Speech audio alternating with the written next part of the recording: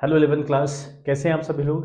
Hope सारे लोग बढ़िया और शानदार होंगे और मज़े में होंगे। तो चलिए, हम जीएसटी की जर्नी कर रहे थे, यानी हम जीएसटी को समझना चालू कर रहे थे और जीएसटी का जो इंट्रोडक्शन था, यानी जीएसटी क्या होती है, ठीक है, किन किन चीज़ों पर जीएसटी एप्लीकेबल है, कहाँ कहाँ एप्लीकेबल नहीं है, क्या उसका एक्चुअल स्लैब रेट है, ये हमने सारी बातें कर ली हैं इससे पहले वाली वीडियो में। तो उस वीडियो को एक बार आप देख लीजिएगा।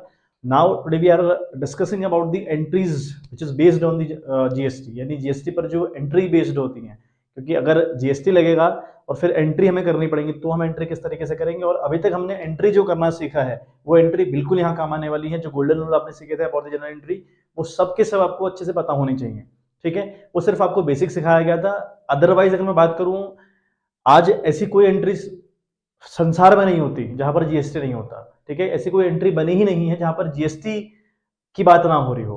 तो कोशिश करिएगा कि आपका जो एंट्री वाला टॉपिक है बहुत अच्छे से क्लियर हो, ठीक है। चलिए हम बात करते हैं गुड्स एंड सर्विस टैक्स के ऊपर। इंट्रोडक्शन हम लोगों ने देख लिया। आज हम बात करने वाली है जीएसटी के एंट्री के ऊपर। उससे पहले हम थोड़ा जीएसटी का और एक मामला समझ लें। तो जीएसटी की अगर मैं बात करूं बच्चों, जीएसटी अल्टीमेट लेवल पर 3 भागों में टूटी हुई है, ठीक है। जीएसटी अल्टीमेट लेवल पर 3 भागों में टूटी है। फर्स्ट वन इज, ठीक है, पहले वाले को हम बोलते हैं CGST, ठीक है। अगले वाले को हम बोलेंगे SGST, अगले वाले को हम बोलेंगे IGST। तो ये 3 भागों में जीएसटी फिलहाल ब्रेक है, टूटी हुई है, ठीक है। C for central goods and service tax, ठीक है बात। S for state goods and service tax, I for integrated goods and service tax, ठीक बात। तो ये 3 भागों में जीएसटी टूटी हुई है। अब ये ऐसा कब होता है? इस वाली जीएसटी को हम कहते हैं इंट्रास्टेट सेल, ठीक है। यहां हम बोलेंगे इंट्रास्टेट सेल्स या फिर ऑब्लिक परचेस।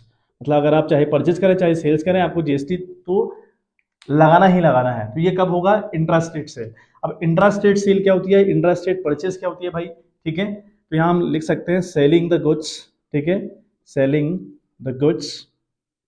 मतलब यहाँ पे सेलिंग जरूरी नहीं है, परचेज भी हो सकता है कि selling and purchase the goods और सर्विसेज, ठीक है, या फिर एंड सर्विसेज लिखें, एंड सर्विसेज, ठीक है, within the same state, ठीक, within the same state.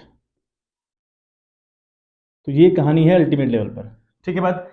यानी अगर आप एक ही स्टेट के अंदर सेल और परचेज करने का काम करते हैं, whether it is goods whether it is service, अगर आप एक ही स्टेट के अंदर बेचने और खरीदने का काम कर रहे हैं किसी भी सर्विस को, किसी भी गुड्स को, तो वहां पर जीएसटी 2 भागों में टूटेगी। जीएसटी ना होकर CGST और IGST होगी, ठीक बात।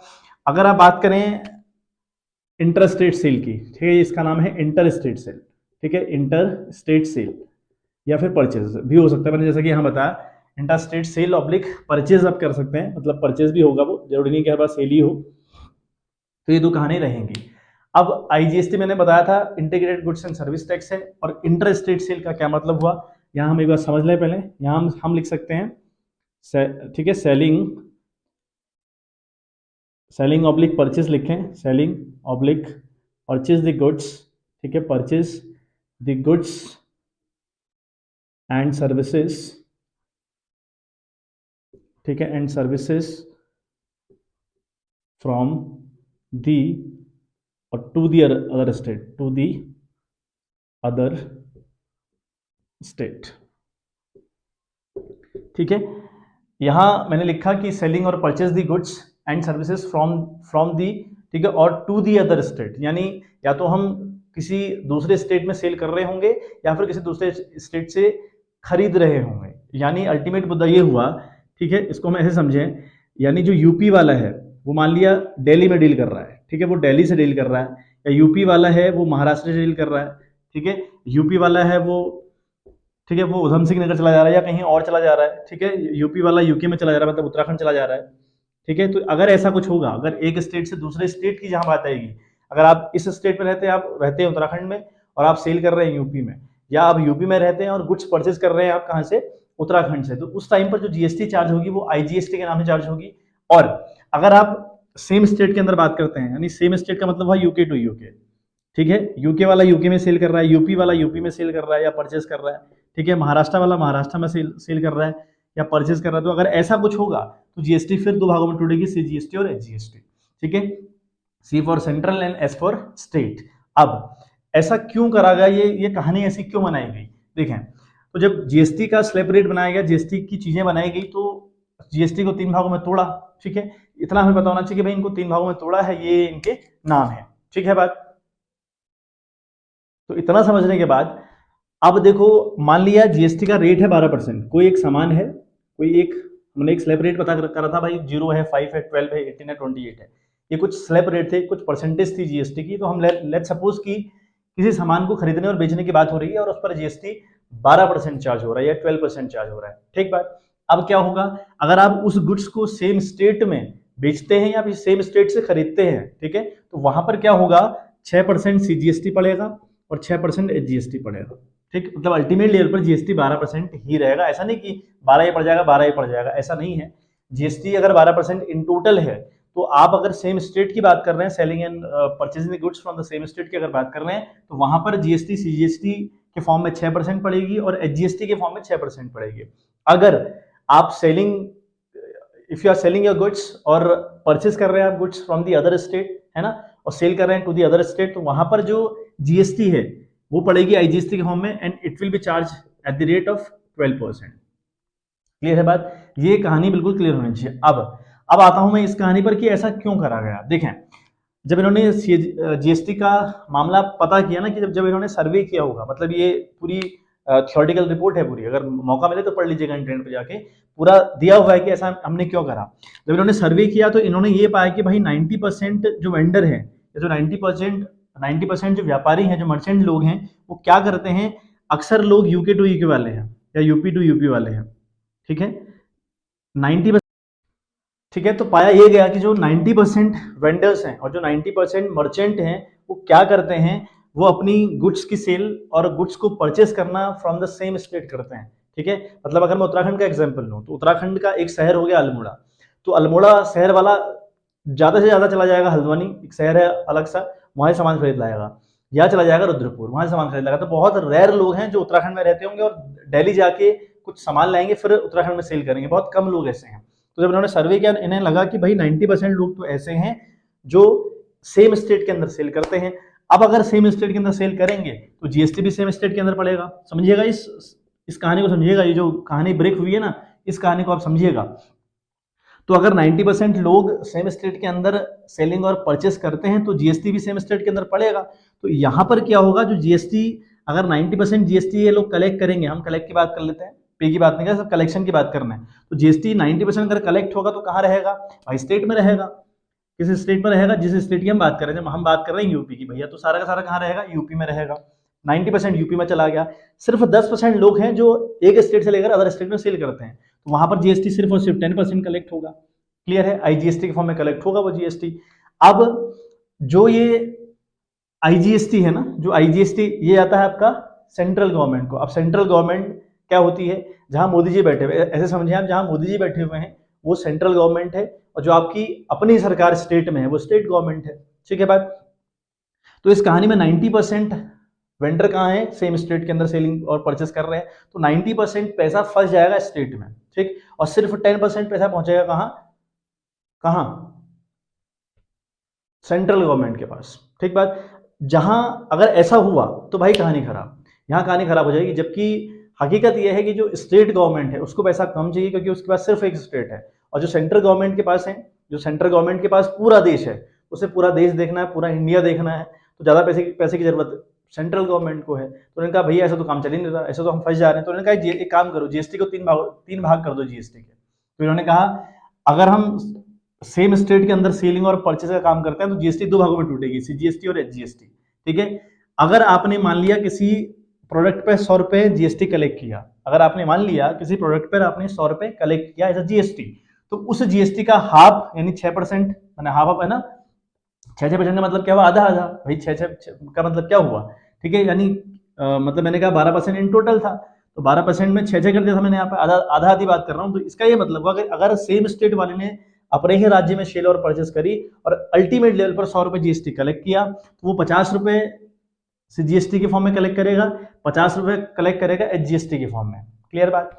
अब जो ये 50 रुपए है, यहाँ लिखा है central goods and service tax, ये 50 रुपए सीधे चला जाएगा सेंट्रल गवर्नमेंट को, ठीक, और 50 रुपए रहेगा स्टेट के पास, ठीक। और अगर अदर स्टेट सेल करता है, अगर 100 रुपए कलेक्ट वहां पर करता है तो पूरा का पूरा पैसा कहाँ जाएगा, सेंट्रल गवर्नमेंट के पास। तो ये कहानी बनाने से अल्टीमेट ये हुआ कि ज्यादा जीएसटी का पैसा जाने लगा सेंट्रल गवर्नमेंट के पास, जो कि सही भी है, ठीक है। तो इसलिए ये रेट इस तरीके से उन्होंने तोड़े, या रेट नहीं कह सकते, या जो इनका जो जीएसटी है ये 3 भागों में बांटने का बेसिक रीजन जो मैंने पढ़ा, ठीक है, जो मेरी नॉलेज में था वो मैंने आपको शेयर कर दिया, और यही इसका बिल्कुल वैलिड और बेसिक रीजन है, ठीक है बात। तो आपको पता होना चाहिए कि सीजीएसटी, एचजीएसटी और आईजीएसटी तो होते हैं, लेकिन उनके पीछे कहानी क्या है, रीजंस क्या है, वो भी आपको पता हो, ठीक है। तो एक बार स्क्रीनशॉट ले लें आप या उतार लें, जैसा भी आप लोग कर रहे हो, फिर हम आगे कहानी को बढ़ाते हैं।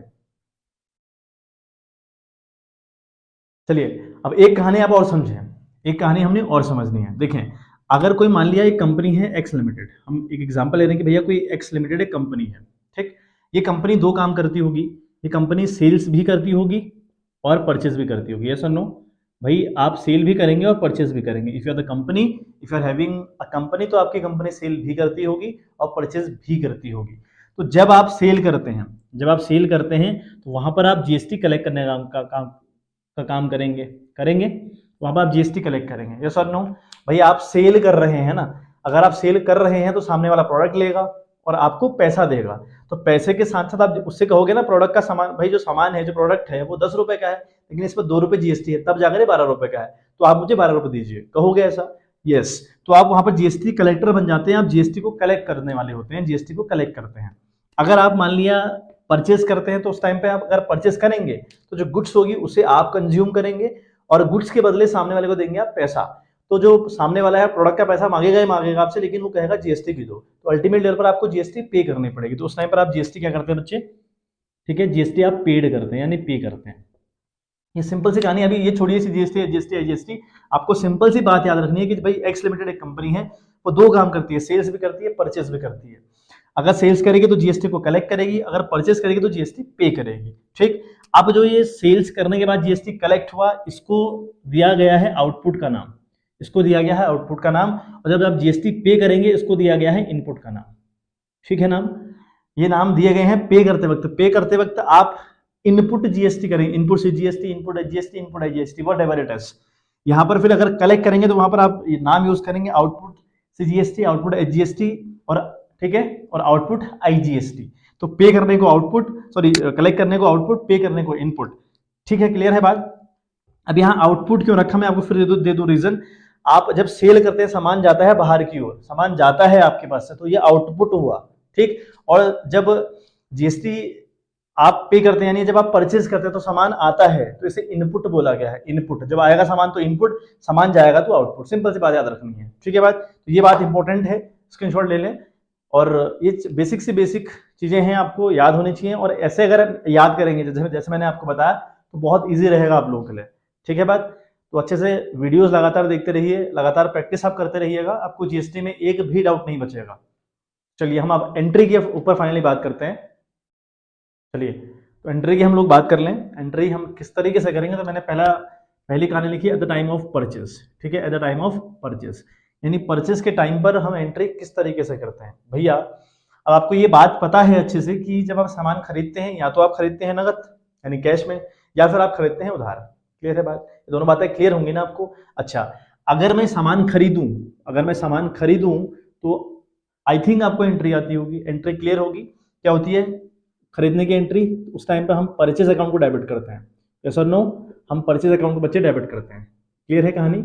जब भी हम सामान खरीदते हैं परचेज अकाउंट डेबिट करते हैं, और अगर उधार में हो तो टू क्रेडिटर यानी जिस बंदे से खरीदा है वो लिखते हैं, है ना। अगर हमने माना खरीदा टू राम से, मतलब कोई राम है उसका नाम लिख देंगे, टू क्रेडिटर मतलब कि राम हुआ, टू राम, ठीक बात, ऐसी है ना कहानी। और अगर हम कैश में खरीदे तो हम करते हैं टू कैश, ठीक है। और अगर हम मान लिया खरीदते हैं चेक देकर तो हम लिखते हैं टू बैंक। तो ये बेसिक सी एंट्री आपको याद है, यही एंट्री यहाँ भी काम आएगी। ये जो एंट्री है ना, वही एंट्री यहाँ भी काम आनी है। थोड़ा सा ट्विस्ट लेना है, अदरवाइज पूरा का पूरा मामला सेम है। जब आप सामान खरीदते हैं तो आप purchase account debit to cash या टू बैंक, या फिर जिससे खरीद रहे हैं, अगर उधार खरीद रहे हैं तो उस बंदे का नाम, ठीक बात। अब देखें, अगर कहानी यहाँ की मैं कहूँ, अगर मैं कहानी कहूँ कि यहाँ में क्या होगा, तो वहां पर भी आपका परचेज अकाउंट डेबिट जाएगा। भैया सामान तो खरीद रहे हैं ना, परचेज अकाउंट जाएगा डेबिट, ठीक है, बात क्लियर है।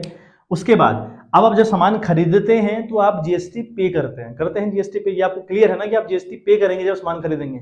सामान आएगा और आप जीएसटी पे करेंगे, और आने को बोलते हैं इनपुट, ठीक। और जब आप पे करेंगे तो उसे इनपुट जीएसटी बोलते हैं, ठीक है। अब हम बात कर रहे हैं with in the same state की। जब हम सेम स्टेट के अंदर बात करें तो वहां पर क्या होगा, आप जीएसटी पे करेंगे तो यहाँ पे लिखेंगे इनपुट CGST अकाउंट, ठीक है। इनपुट CGST अकाउंट डेबिट जाएगा। ऐसे ही इनपुट SGST अकाउंट भी आपका डेबिट जाएगा। अभी डेबिट क्यों गया, परचेज अकाउंट डेबिट क्यों गया मुझे पता है। मैंने इनपुट से जीएसटी वर्ड क्यों यूज किया ये भी मेरे को समझ में आ रहा है कि भैया जीएसटी में पे कर रहा हूं, और पे करने को इनपुट बोलते हैं। क्यों? क्योंकि सामान आ रहा होता है, यानी इनपुट हो रहा होता है। इतनी बात क्लियर है? बिल्कुल सही। अब देखें, इनपुट सीजीएसटी जब आपने लिखा तो यहां पर आप देख रहे हैं कि आप जीएसटी पे कर रहे हैं, और पे करने का मतलब खर्चा, लॉस, है ना। और ये जो जीएसटी है कैसा अकाउंट है, रियल अकाउंट है क्या जीएसटी? नहीं, कोई रियलिटी में थोड़ी है जीएसटी, ठीक है। जिस जीएसटी किसी प्रोसेस का नाम है, मतलब टैक्स देने का नाम रख दिया जीएसटी, अदरवाइज कुछ है थोड़ी। मतलब अल्टीमेट लेवल पर नॉमिनल अकाउंट है। नियम है all the expenses and loss goes to debit. अगर जिस भी नाम से खर्चा हो कंपनी का वो हमेशा और हमेशा डेबिट जाएगा, तो इसलिए मैंने इसको डेबिट किया। बहुत सिंपल सी बात है।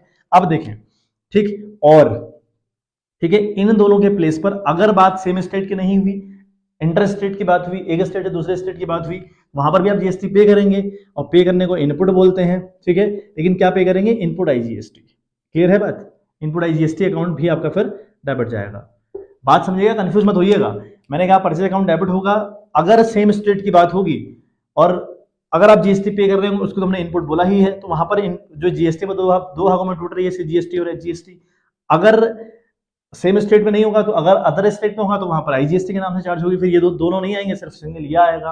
अब टू, ठीक है, अगर कैश में खरीदा हो तो टू कैश, अगर चेक देके खरीदा हो तो टू बैंक, अगर खरीदा हो किसी व्यक्ति से उधार तो उस व्यक्ति का नाम, माना राम है, श्याम है, घनश्याम है, उसका यह नाम आएगा, जिसको हम जनरली क्या बोलते हैं बच्चों? क्रेडिटर बोलते हैं। यानी जिससे हम सामान उधार लेते हैं वो हमारा क्या है? क्रेडिटर है। तो ये अकाउंट आपका क्रेडिट चला जाएगा। क्लियर है बात? ये सिंपल सी एंट्री है परचेज की। जब आप परचेज करें तो इस तरीके से आप लोगों ने एंट्री करनी है।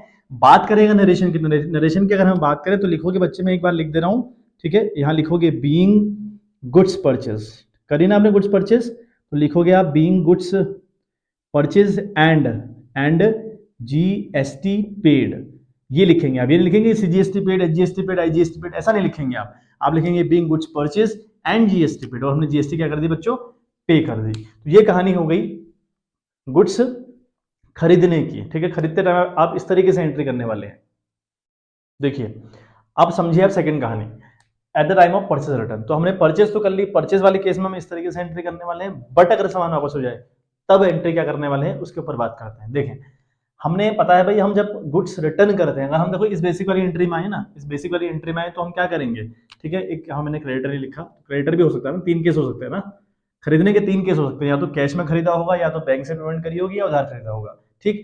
अब आप एक जनरली बात देखिएगा, आप जनरली दुकानों में जाइएगा ना, वहां पे लिखा रहता है कि बिका हुआ माल वापस नहीं होगा, लिखा रहता है ना।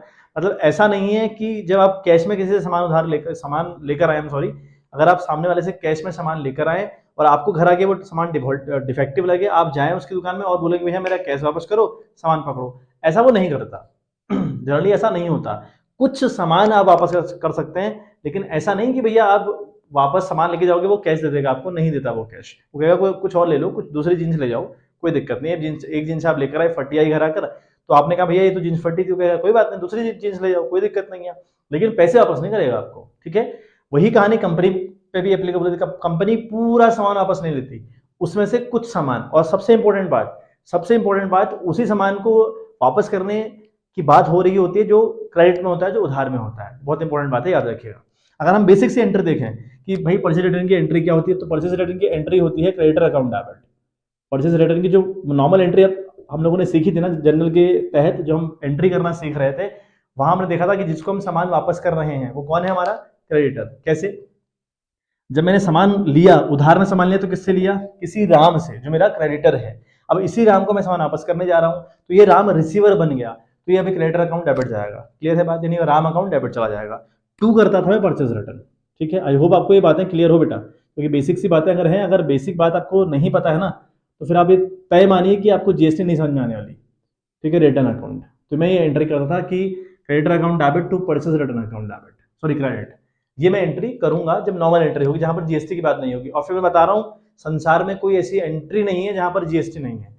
तो आपको एंट्री करनी आती है और आप कहोगे जीएसटी को स्किप करते हैं, जीएसटी क्यों सीखनी है? जीएसटी बहुत इंपॉर्टेंट है, आपको सीखनी पड़ेगी, ठीक है, आपको आनी चाहिए जीएसटी, क्योंकि एंट्री आगे जो चैप्टर आएंगे ना, जहां पर आप चीजों को लेजराइज करेंगे, ट्रायल बैलेंस बनाएंगे, बैलेंस शीट बना, whatever you are doing in the next chapters, तो वहां पर आपको चीजें जीएसटी के रिगार्डिंग क्लियर हो, वो वाली एंट्री तो क्लियर हो, वो नॉर्मल एंट्रीज है वो तो क्लियर हो आपको, लेकिन आगे की जो कहानी है वो बहुत अच्छे से क्लियर होनी चाहिए, ठीक बात। तो बहुत बेसिक सा मुद्दा याद रखिएगा। अब देखें, अगर कहानी जीएसटी वाली होगी, जहां पर ऐसा कोई गुड्स होगा जो हमने खरीदा हुआ है जीएसटी के तहत, तो उसे हम वापस किस तरीके से करेंगे? पहली बात, भैया क्रेडिटर अकाउंट डेबिट जाएगा, ठीक है, क्रेडिटर अकाउंट आपका डेबिट जाएगा एज इट इज, ठीक। टू आप करेंगे परचेज रिटर्न, करते हैं आप परचेज रिटर्न, तो ये जो एंट्री है यहां तक तो सेम रहेगी, परचेज रिटर्न, ये आपका क्रेडिट जाएगा। उसके बाद आप देखें, जब आपने सामान खरीदा था तो आपने इनपुट जीएसटी और इनपुट एचजीएसटी और इनपुट आईजीएसटी इन सबको डेबिट कर रखा है, लेकिन जब आप सामान वापस करने जाएं तो इनको आप क्रेडिट करें उस टाइम पे, तो लिखेंगे आप टू इनपुट, ठीक है, to input CGST, to input SGST, ये दोनों क्रेडिट, और इन दोनों के बदले आईजीएसटी की बात हो सकती है तो लिखेंगे टू आईजीएसटी अकाउंट, है ना, इनके पीछे अकाउंट लगा ले, कोई दिक्कत नहीं है, ठीक है। तो ये अल्टीमेट लेवल पर एंट्री होगी, लिखेंगे आप बीइंग गुड्स रिटर्न, ठीक है, बीइंग गुड्स रिटर्न लिख देंगे। तो ये बहुत इंपॉर्टेंट है कि आपको परचेज की एंट्री साथ साथ आपको परचेज रिटर्न की एंट्री भी आती हो, ठीक है बात। तो यहाँ पे लिखेंगे बीइंग गुड्स रिटर्न, आ गई बात समझ। तो अब हम बात करते हैं सेल्स और सेल्स रिटर्न के ऊपर कि हम यहां किस तरीके से करेंगे। चलिए बच्चों, तो अब है मुद्दा at the time of sales, कि सेल्स के टाइम पर अब हम जब नॉर्मल एंट्री हम देखें जहां पर हमने जीएसटी नहीं चार्ज किया था, जीएसटी नहीं सीखा था, वहां पर हम क्या करते थे, अगर हम सामान बेच रहे हैं नगद, ठीक है, तो कैश हमारे पास आएगा तो हम कैश को डेबिट करेंगे, क्लियर है बात, ये बहुत बेसिक सी बात क्लियर होगी, कैश हम डेबिट करेंगे। अगर हमने सामान बेचा और सामने वाले ने मुझे एक चेक दिया, तो चेक का मतलब बैंक हुआ, तो मैं बैंक अकाउंट डेबिट करूंगा, ठीक है बात। अगर मान लिया मैंने सामान बेचा उधार, और उधार बेचा था किसी राम को, तो राम रिसीवर था, तो राम अकाउंट डेबिट करूंगा, यानी जो हमारा सामान उधार लेता है हमसे वो कहलाता है डेटर, तो डेटर अकाउंट हम लोग डेबिट करेंगे। ये केस पॉसिबल है जब आप सामान बेचते हैं, या कैश में, या फिर चेक यानी बैंक के द्वारा, या फिर आप उधार अगर बेच रहे होंगे तो जिस बंदे को आप उधार बेच रहे हैं वो आपका डेटर है, उसका नाम आप डेबिट करेंगे। तो यहाँ मैंने डेटर लिख दिया, in place of this debtor you have to write down the name of the person, ठीक है बात। चलिए फिर करते हैं आप टू सेल्स। आई थिंक यहां तक की बात में कोई दिक्कत आपको नहीं होगी, क्योंकि ये सब पुरानी बातें हैं, ये आपकी पुरानी एंट्री है जो होती थी आज तक, ठीक है, मैं इसलिए आपको समझा रहा हूं ताकि आपका बेसिक दोनों क्लियर होते जाए। अब अगर बात करें जीएसटी की, तो जीएसटी के केस में अगर आप नगद बेचते हैं तो कैश, अगर आप बेचते हैं चेक के थ्रू तो बैंक, अगर आप बेचते हैं किसी बंदे को सामान उधार में तो डेटर अकाउंट। तो ये कहानी तो बिल्कुल एज इट इज रहेगी, ठीक है बात, ये कहानी बिल्कुल एज इट इज रहेगी। और बात करें टू सेल्स, तो टू सेल्स भी एज इट इज रहेगा, टू सेल्स अकाउंट, ठीक है, टू सेल्स अकाउंट आप क्रेडिट करेंगे, ये भी एज इट इज रहेगा, ठीक बात। अच्छा, अब यहाँ पर आप जब सेल करते हैं तो आपको ये कंफर्म है कि आप जीएसटी कलेक्ट करते हैं, ठीक, और कलेक्ट करने का मतलब हुआ आउटपुट, क्योंकि आप सामान जा रहा है उसको आउटपुट बोलेंगे, सामान जा रहा है उसको आप आउटपुट बोलेंगे, और आउटपुट का मतलब कलेक्शन हुआ, और कलेक्शन करना आपकी इनकम और आपकी गेन के तहत आता है। अगर ऐसा है तो क्रेडिट जाएगा, क्योंकि नॉमिनल का नियम है all the expenses and loss, यानी जिस भी नाम से खर्चा हो रहा हो वो डेबिट जाएगा, और जिस भी नाम से इनकम आपको हो रही होगी वो क्रेडिट जाएगी। तो यहाँ पर आपको क्रेडिट हो रही है किस नाम से, टू आउटपुट के नाम से। अब वो आउटपुट सीजीएसटी, ठीक है, वो आउटपुट सीजीएसटी हो, टू आउटपुट एचजीएसटी हो, या फिर इन दोनों के बदले टू आउटपुट, ठीक है, टू आउटपुट क्या हो बच्चों, टू आउटपुट आईजीएसटी हो, ठीक है। अगर सेम स्टेट की बात होगी तो सीजीएसटी और एचजीएसटी, अगर आउट ऑफ द स्टेट की बात होगी तो आईजीएसटी।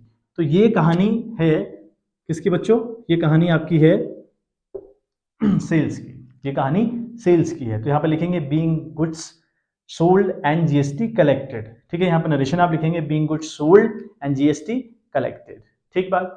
चलिए एक बार समझ लीजिए 1 मिनट के लिए, फिर हम लोग आगे बढ़ते हैं।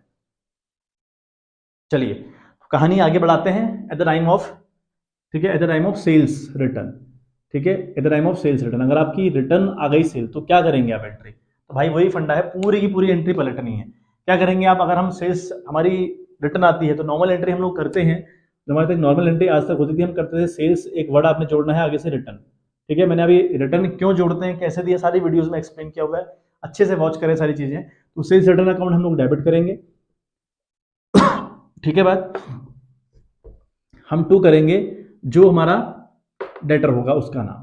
ठीक है, फिर यहाँ कैश वाली कहानी यहाँ भी नहीं आती, क्योंकि सामान के बदले कैश वापस नहीं किया जाता। ठीक है, तो ऐसा कभी नहीं होगा। सेल्स रिटर्न अकाउंट आप डेबिट करेंगे तो डेटर अकाउंट आप क्रेडिट कर देंगे। बहुत बेसिक सी एंट्री जो आपको आती होगी। अब अगर जीएसटी वाला मामला हुआ, अगर जीएसटी वाला मामला हुआ तो सेल्स रिटर्न वाला जो वर्ड है वो ऊपर एज इट इज आएगा, तो लिखेंगे आप सेल्स रिटर्न अकाउंट। ठीक है, आप लिखेंगे सेल्स रिटर्न अकाउंट आपका डेबिट करेंगे। ठीक है बात, उसके बाद आपने सेल्स रिटर्न अकाउंट डेबिट कर दिया। बाकी देखें आप, आउटपुट सारे आपने क्रेडिट कर रखे हैं बेचते वक्त, लेकिन जब वापस सामान आएगा, है ना भाई, जो आपको सामान वापस करेगा ना, तो साथ साथ में जीएसटी भी तो वापस करेगा ना भाई। आपको, आपने सामान वापस ले लिया तो जीएसटी भी तो वापस लोगे आप। क्लियर है ना कहानी, वही कहानी यहाँ भी है। तो आपने क्या करना है, सारे जितने भी आउटपुट हैं उनको आप डेबिट कर देंगे। लिखेंगे आप आउटपुट। ठीक है, लिखेंगे पहला आउटपुट CGST, जो भी कहानी हो, आउटपुट CGST, आउटपुट SGST। ठीक है, और ठीक है आउटपुट IGST। ठीक है, ये कहानी रहेगी सारी की सारी डेबिट। ठीक है बात, और टू आप लिख देंगे जिस बंदे ने आपको दिया, the giver always goes to credit, यानी जो डेटर हमारा था उसने हमको सामान वापस किया तो उसकी एंट्री हम टू डेटर अकाउंट के नाम से कर लेंगे। ठीक है बात, यहाँ पे लिखेंगे बीइंग गुड्स रिटर्न। क्लियर है बात, तो ये है आपकी रिटर्न की एंट्री। सामने बगल में सेल्स की एंट्री कर रखी है और उसके बगल में आपकी सेल्स रिटर्न की एंट्री कर रखी है। होप आपको मुद्दा क्लियर होगा। ठीक है, तो ये सेल्स करने की सारी की सारी एंट्री मैंने आपको बता दी। ठीक है, सेल्स करने की जितनी भी पॉसिबिलिटी है वो हो गई। परचेज की दो पॉसिबिलिटी है, तो खरीदोगे आप या उसको, आपकी जो परचेज है वो रिटर्न आएगी। तो इस तरीके से हम लोग एंट्री करेंगे। कुछ एग्जाम्पल मैं आपको और दे दे रहा हूँ, बाकी फिर मुद्दा हमारा सेम रहेगा। ठीक है, फिर जीएसटी को हम कैसे सेट ऑफ करते हैं, क्या तरीका रहता है, वो हम क्वेश्चन टू क्वेश्चन सीखेंगे। कल से हम क्वेश्चन लेकर आएंगे, आज हम इतना ही करेंगे। कुछ एक आधा एंट्री मैंने आपको बेसिक और बतानी है, वो बताने के बाद हम लोग कल से क्वेश्चनिंग स्टार्ट करेंगे। लेकिन ये वीडियो बहुत ज्यादा इंपॉर्टेंट है, जो पहले आपको वीडियो बताई गई उन सारे नोट्स को आप कहीं पर लिख लें, अच्छे से पूरा लिख लें कि कहाँ कहाँ जीएसटी कितना कितना परसेंट कैसे लगना है, क्या स्लैब रेट है, सब कुछ आपको पता होना चाहिए, बेसिक सा रीजन। उसके बाद आपको एंट्रीज के ऊपर आपकी कमांड होनी चाहिए। अब देखें, एक मैं ले रहा हूँ, मान लिया eight the time of rent paid, है ना, मैं एक कहानी और ले रहा हूँ एट द टाइम ऑफ, ठीक है, at the time of rent paid. आपने रेंट पे किया, मान लिया आपने रेंट पे किया, तो वहां पर आप भी, आपको रेंट पे करते वक्त भी आपको जीएसटी देनी पड़ेगी, और बिल्कुल देनी पड़ेगी साहब। आप किसी होटल में जाइए और उससे बोलना कि सर मुझे पक्का बिल चाहिए, उससे आप बोलना मुझे पक्का बिल चाहिए, वो बोलेगा सर पक्का बिल लोगे तो जीएसटी चार्ज करूंगा, है ना। अदरवाइज होता क्या ना, हमारे यहाँ हम पक्का बिल नहीं मंगवाते। हमें सर बताओ चार्ज कितना, वो कहता है 500 रुपये रूम का, तो हम उसे 500 रुपये दे रहे हैं, वो बिल हमको देता नहीं है। ठीक है, पूरा फर्जी वाला चल रहा है। लेकिन अगर आप किसी ऑफिशियल काम से कभी जाएंगे ना, अगर अभी देखो भी आप जॉब करेंगे कहीं फ्यूचर में, तो जब आपको बिल लगाने होते हैं अपने स्टे करने के, अपने गाड़ी से जाने के, तो सब आपको लगाना होता है बिल। तो जहां पर आप ऐसी कंडीशन होगी ना, आपको अपने बिल कहीं लगाने हैं, अपने कहीं प्रूफ दिखाना है कि मैं गया था, तो वहां पर आप सामने वाले से बोलेंगे कि मुझे पक्का बिल चाहिए। और पक्का बिल अगर आप लोगे तो जहां आप रहोगे, जिस होटल में आप रहोगे, उस होटल के रूम का चार्ज तो होगा ही होगा, प्लस जीएसटी भी चार्ज होगा। ठीक बात, ठीक है। अब देखो रेंट की एंट्री, अगर हम नॉर्मल एंट्री देखें तो नॉर्मल एंट्री आपको पता होगा क्या होती है। रेंट अकाउंट आप लोग डेबिट करते थे आज तक, ठीक है, rent account to cash account, या अगर आप जीपे वगैरह से पेमेंट कर रहे हैं तो फिर आप टू बैंक भी कर सकते हैं। ठीक है, अगर आपने माना जीपे यूज किया, फोन पे यूज किया, फिर आपने कोई चेक उसको दे दिया, तो आप एंट्री, नॉर्मल एंट्री इस तरीके से करते थे। लेकिन अगर जीएसटी चार्ज होगी तो फिर कैसे करेंगे आप, देखें, फिर आप रेंट अकाउंट तब भी डेबिट करेंगे भाई, रेंट अकाउंट आपने डेबिट करना है, नो डाउट। अब रेंट पे करते वक्त आप जीएसटी पे करेंगे, यस और नो, आप जीएसटी पे करेंगे। और पे करने को क्या बोलते हैं, इनपुट। इनपुट क्या है, कंपनी का खर्चा। खर्चे कहाँ आते हैं, डेबिट साइड। तो क्या करोगे, इनपुट, ठीक है, इनपुट CGST, अगर सेम स्टेट में होगी तो CGST और SGST पड़ेगी, है ना, SGST, ये दो भी डेबिट जाएंगे आपके साथ साथ। ठीक, या फिर हो सकता है कि इनपुट, हो सकता है कि इनपुट किसकी बात हो रही हो, IGST की बात हो रही हो। मतलब अगर आप अपनी कंट्री से कहीं बाहर, सॉरी अपने स्टेट से कहीं बाहर गए हैं तो वहां पर IGST की बात करेंगे। अगर ये सेम स्टेट में है तो CGST और SGST, अगर स्टेट से बाहर गए हैं तो IGST। क्लियर बात। अब टू की कहानी अगर करें तो टू कैश होगा या फिर बैंक होगा, उधार ही होगा नहीं, क्योंकि ये कहानी उधार में नहीं चलती है ना। तो यहाँ पर एंट्री इस तरीके से आप लोग करेंगे, ठीक है। बात आ गई बात समझ में, ये बात देख लें, उतार लें। आई थिंक विजिबल हो रहा होगा डाउन वाला, हाँ बिल्कुल विजिबल है, थोड़ा बहुत कट रहा होगा है ना, थोड़ा बहुत कट रहा है ये चीज़ें। तो मैं बता दे रहा हूँ आपको, रेंट अकाउंट डेबिट, इनपुट से जीएसटी, इनपुट है जीएसटी, या फिर इनपुट आई जीएसटी, इन दोनों के प्लेस पर टू कैश और टू बैंक लिखा है मैंने, टू कैश ऑब्लिक बैंक लिखा है, ठीक। एक कहानी और समझ लें, मतलब आप जिस भी खर्चे को आप पे कर रहे हैं, बेसिक सी बात आपने क्या सीखनी है कि जब भी हम कोई भी खर्चा पे करें, कोई भी आइटम या कोई सर्विस जब हम लेंगे, वहां पर इस तरीके से हमने एंट्री करनी, वो रेंट हो, वो कमीशन हो, या वो कोई और चीज हो, वट जो रहेगी, हो सकता है वो ट्रैवलिंग एक्सपेंसेस हो सकता है वो एडवर्टीजमेंट एक्सपेंसेस हो। तो एंट्री इस तरीके से करनी है, रेंट की जगह पर एडवर्टीजमेंट एक्सपेंसेस अकाउंट डेबिट आएगा, बाकी सारा का सारा सेम होगा स्लैब। उसके बाद अगर मान लिया कमीशन कहीं आप दे रहे तो लिखेंगे कमीशन अकाउंट डेबिट, बाकी सारी कहानी सेम, ठीक है। मतलब ये जो खर्चों वाली एंट्री है, जब आप कोई किसी भी रूप में खर्चा कर रहे होते हैं तो उन सब की एंट्री आप इस तरीके से करेंगे। मैंने सिर्फ आपको एक एग्जांपल दिया, ठीक। अब मैं यहाँ पर लिख रहा हूँ eight the time of rent receive, मान लिया आप रेंट रिसीव कर रहे हैं eight the time of rent receive, है ना। हो सकता है कि आप रेंट रिसीव करने वाले हों, तब आप किस तरीके से एंट्री करेंगे, ठीक है।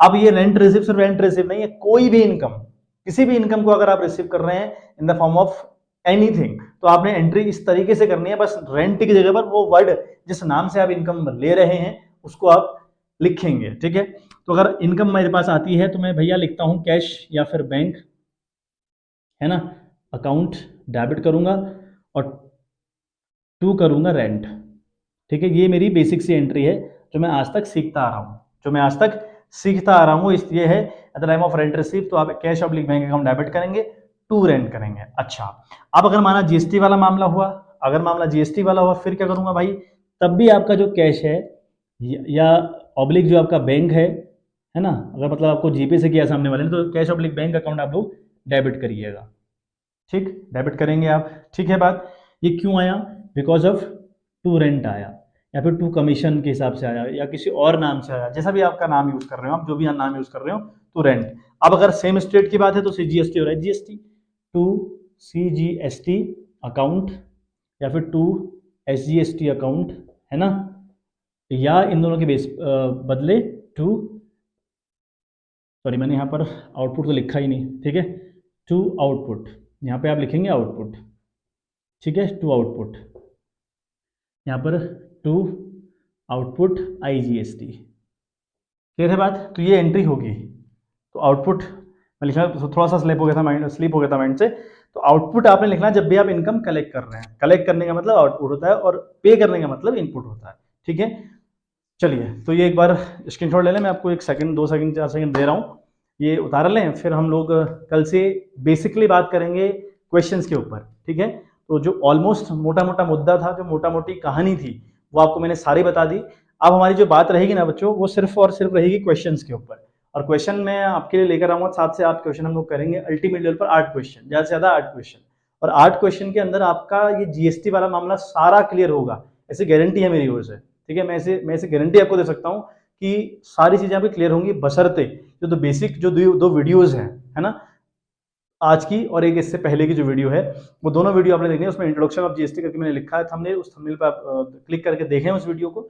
और बाकी जब जीएसटी का चैप्टर कंप्लीट होगा, आपको रिटर्न फॉर्म में, पीडीएफ के फॉर्म में मैं सारे के सारे नोट्स अवेलेबल करवा दूंगा टेलीग्राम के चैनल पर। तो टेलीग्राम का चैनल अगर आपने ज्वाइन नहीं किया है अभी तक, वो कर लें आप, ठीक है। तो द सेम नेम है कॉमर्स नॉलेज सेंटर, अगर आप टेलीग्राम पर सर्च करेंगे ना कॉमर्स नॉलेज सेंटर, तो आपको मिल जाएगा। अगर नहीं मिल पाता ऐसे, तो मेरा चैनल का जो अबाउट वाला सेक्शन है, यानी यूट्यूब का जो चैनल है, उसमें अबाउट वाला एक सेक्शन है जहाँ पर मैंने टेलीग्राम का लिंक डाला हुआ है, उस लिंक पे आप क्लिक करें, वो ऑटोमेटिकली आपको वहाँ पहुंचा देगा, ज्वाइन कर लीजिएगा, ठीक है। चलिए मिलते हैं इन द नेक्स्ट वीडियो, तब तक के लिए bye bye, have a good day.